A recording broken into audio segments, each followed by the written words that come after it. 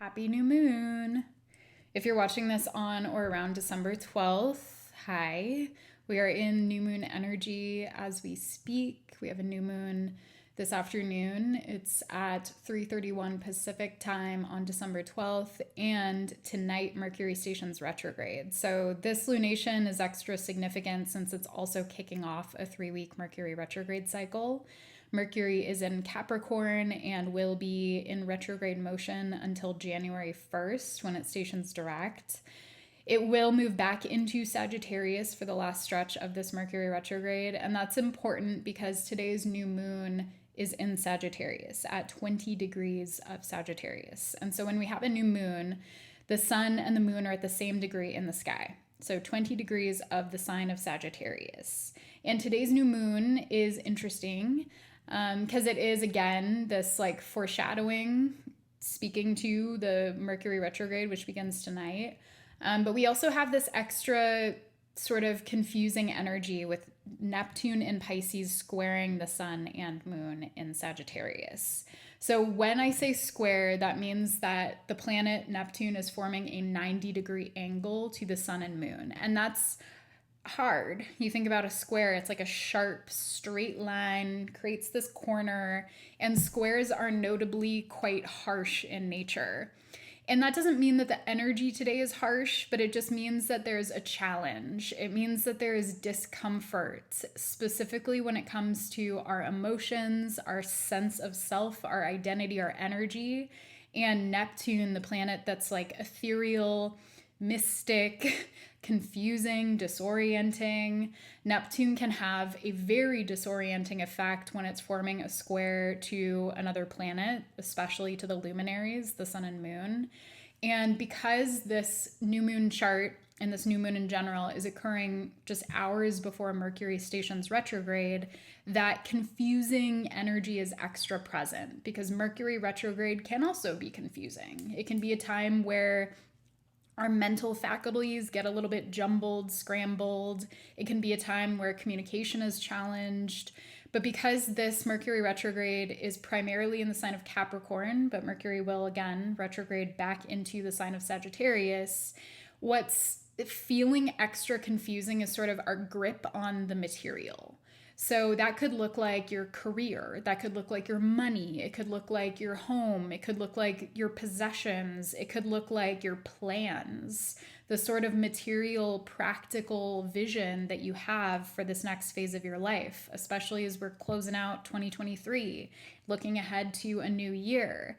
It might feel hard to kind of picture what this new year might look like for you. Maybe you're going to be really reassessing your plans, reassessing what it is that you want, and for many of us, kind of reconciling our personal vision with the reality of the world. I say that in particular because I think a lot of us who've been paying close attention to Gaza, to the multiple genocides occurring in this moment, a lot of people are saying, like, my whole life has changed because of this. My mind has changed. My vision for my life has changed. And that feels very this. That feels very much like what's going down for us for the last stretch of 2023 is that we're trying to reconcile this almost impossible reality that we're living under with our personal desires and our personal vision for our lives. For some of you, that might mean a career change. It might mean that you're called to change your line of work, to change the businesses that you invest your money in. A lot of people are moving their funds from like these corporate banks to credit unions, for example. Like that could be a very sort of Mercury retrograde in Capricorn move, is to reassess the way that you're investing your money. And because we have this Jupiterian, Sagittarian energy with the new moon and the latter half of Mercury retrograde, there's also a question about our grander vision for our lives. So after we're considering, like, okay, what practical things in my life may need to change or may need to be restructured, especially looking ahead to this upcoming year.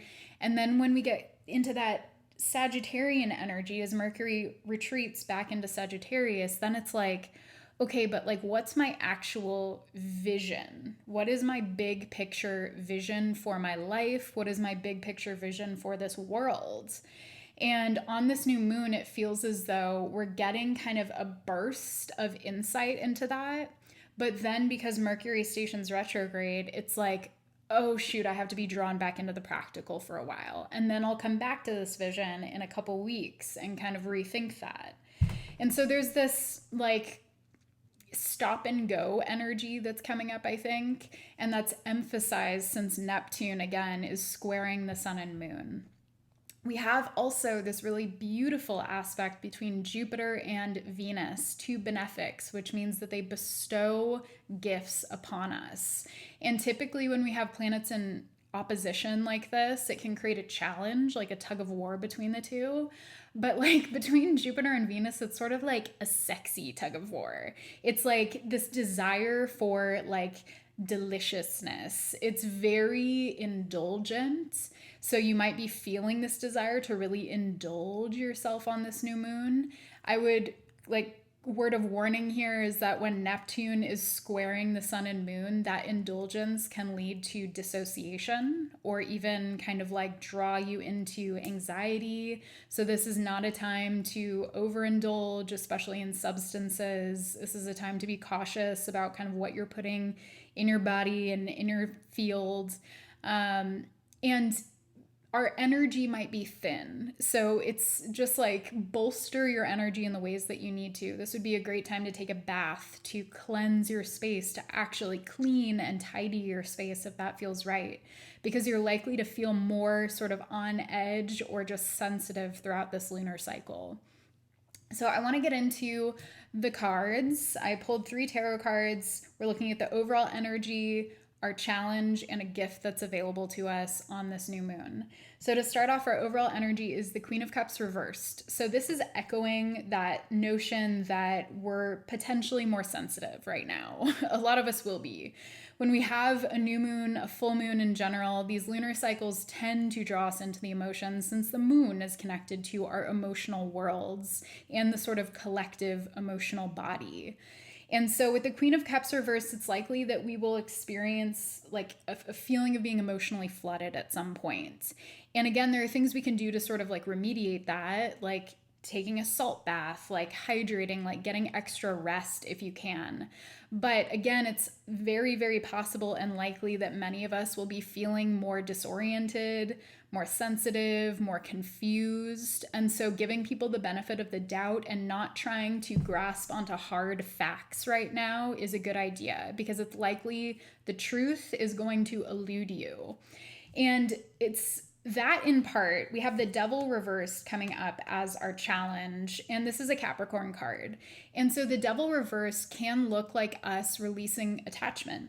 It can look like us releasing maybe an addiction or compulsion or something that's really had its hooks in us, or maybe something we've had our hooks in. And so if you've been obsessing over something or someone, this could be a time when you find it more easy to kind of let go of that. And Neptune could be here to assist you, because although a Neptune square again can be difficult, it can also bring us into the energy of surrender. Neptune is sort of archetypically associated with Pisces, the final sign of the zodiac, and there's opportunity for us to release attachment to form. And so this could be a moment when you stop seeking answers that you don't really need. This could be an opportune moment for you to release control.